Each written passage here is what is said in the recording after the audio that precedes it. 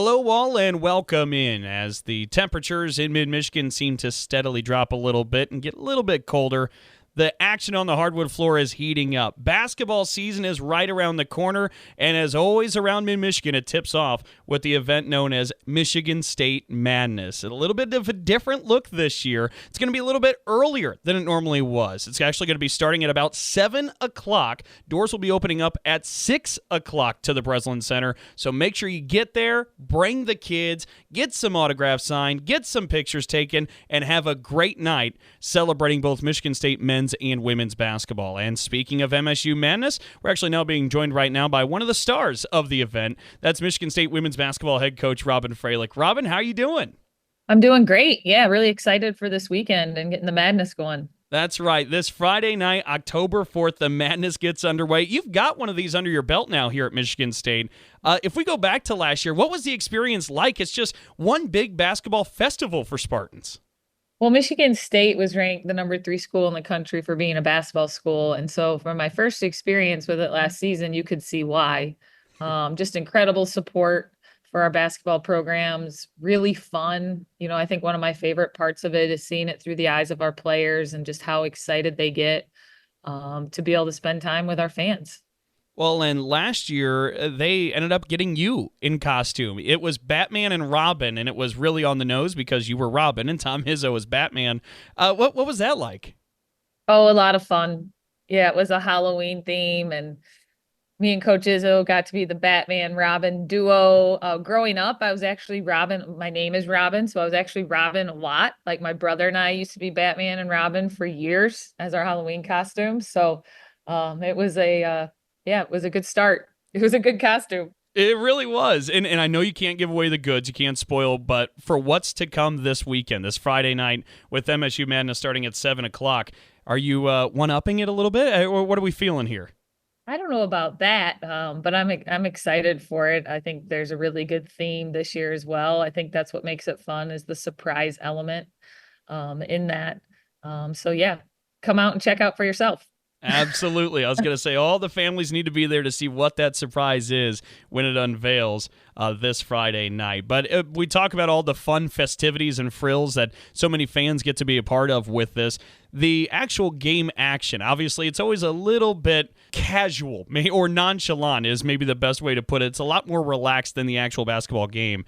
But in terms of what the fans are going to see with this Michigan State women's basketball team, look, if nobody saw it last year, this is a squad under you that a year ago broke a school record for the most points per game by nearly 5 points a game, averaging about 83 per contest, and broke the school record for three-pointers made in a season by an MSU women's basketball team, making 31 more threes than had ever been done by a Spartan women's basketball team. This product, this style, this is a fun style that fans are going to get to see Friday night. Yeah, I think we'll see the beginning stages of it. I think it's always a work in progress. But we work hard on that. We work hard on our system and our style, and our kids work hard on their player development. So we're definitely still in the beginning building stages of it. But it'll be fun to see where we're at. Robyn, one of the big questions heading into this year, and honestly, any team that ever finds themselves in a spot you did where last year overexceeded expectations laid before you, overcame a lot of adversity, and just had a magical year in your first year at Michigan State. How do you keep the momentum building into year two? I think that's one of the big questions people ask often of programs after first year big success. How would you answer that? Well, it's something we've talked with our team a lot about. Square on. We've talked a lot about how do we use momentum to help us, right? How do we use some of the things, some of the success to get to the next level?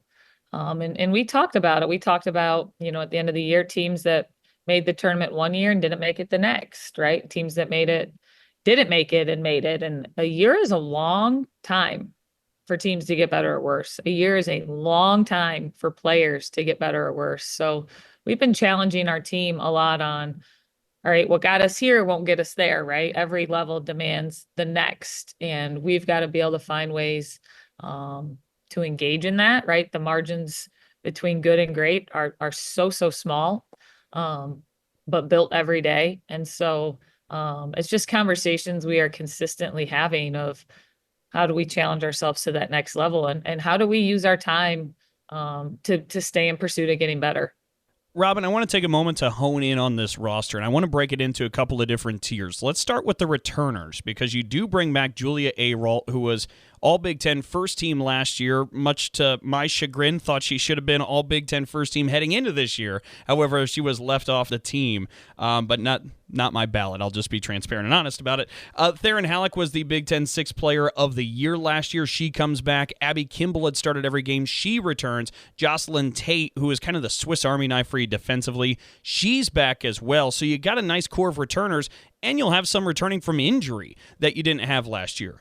Yeah, every season is different, regardless of who's returning or what that role has looked like. And I think, as a staff, we're always paying attention to who are we now, right? How do we build this team and move in ways that maximizes who we are now? So we have an exciting group of returners who really understand the system and have a lot of experience. I think we have a good mix of newcomers between transfers and freshmen who make us a little different.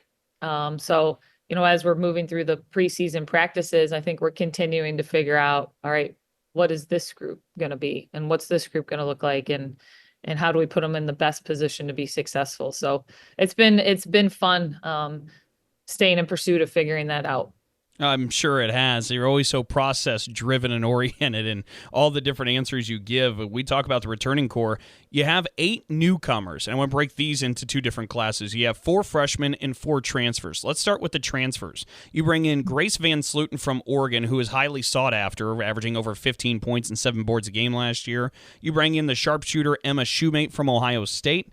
You bring in Nyla Hampton, who's been a multiple MAC Defensive Player of the Year, and Jaden Simmons, the point guard from Arizona State. These 4, what excites you the most about this blend coming in? Well, they have a ton of experience. They've all played a lot of minutes of high-level basketball. And so we've been able to be on the court with them. You can feel that. I think another piece, it's added a lot of length at a lot of spots for us. I thought last year our speed was a real advantage, and this year our hope is it's speed and length, that we're able to combine those two. Yeah, and they've been fun. They're just great kids. I think they're real appreciative of Michigan State and the way we do things, and they're eager. Like, they're kids that really want to get better. They're in the gym a lot, and they've been great additions to the program. These 4 freshmen, you have Ines Sotelo, who's from Spain. You have Sinai Douglas, Helen Holly, and Julianne Woodard. What impresses you the most about these 4 newcomers? Well, they've been eager. There's a ton to learn coming in as a freshman with Big Ten basketball, and they've been eager. So I think every day, they're transitioning to the speed, the pace, the length. Ines has played really, really high level basketball, being on the Spanish national team. So we've seen that been able to translate. But just their eagerness and their enthusiasm around being a Spartan has been fun. You mentioned that it's been a lot of fun being in pursuit of trying to figure out identities and figuring things out about this upcoming team. And I remember last year, in talking with you in weeks before we kind of got into Big Ten play, said, what do you think about this? And you said, we're still trying to figure things out. We're trying to figure things out all the time. It seems to be a pretty consistent motto or mantra of you and just trying to evaluate the team. If I ask you right now, I'm assuming it's going to be the same answer. You still don't know. You still got to figure it out. But if I ask you, is there anything that you are certain of about this group before we get into MSU Madness in the season? If it's a character thing, an intangible, what are you certain of with this group? Well, this group's care level for each other is really high. There's just a really high level of care and connection on and off the court. And that part's been really fun. A really inclusive group, a very together group. That part has been evident every day. And that makes it really special. And, of course, it all begins with MSU Madness coming up this Friday night. Couple more questions before we get you out of here, Robyn, because it's a busy weekend for you, and I think our listeners might want to know a little bit of how you feel, because the next day, on Saturday, I believe, you're heading into the Ashland Hall of Fame. We've offered you congratulations before. We'll do it once more. How do you feel getting ready to go into the Ashland Hall of Fame this weekend? I think mostly excited. This week's been really busy, so it's coming quickly. But yeah, Ashland was, totally transformational in me and my family's life. So I feel really grateful. I feel really excited. There's so many people that we love dearly, that we'll get to see this weekend and celebrate with this weekend. But the cool part, what I love to share at Ashland, I met Tim. So I got married in Ashland. We bought our first house in Ashland. We had our first children in Ashland. I got, first chance to be a head coach, first national championship. So really full of some really big life moments happened there. And so, I'm excited to go back and get a chance to celebrate with a lot of people we love. That is awesome. And as a head coach, I mean, you mentioned the national championships. You went 104-3. Just incredible stuff. And as you always say, you should have just quit then and retired and wrote a book. I know, Dalton. Somebody should have given me some advice.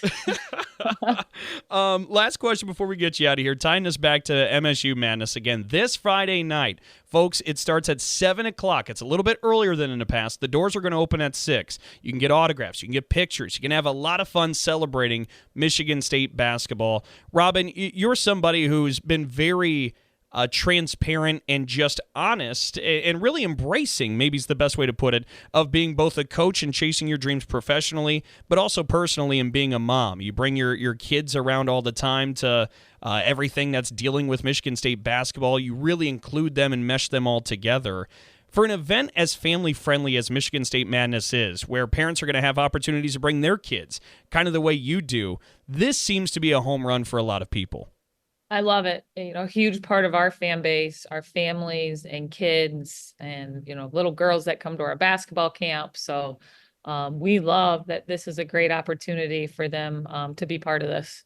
And we're certainly excited for it. Friday night, MSU Madness. Robyn Fralick, thank you so much for the time and ready to see whatever surprise you got up your sleeve. Go green. Thanks for having me, Dalton.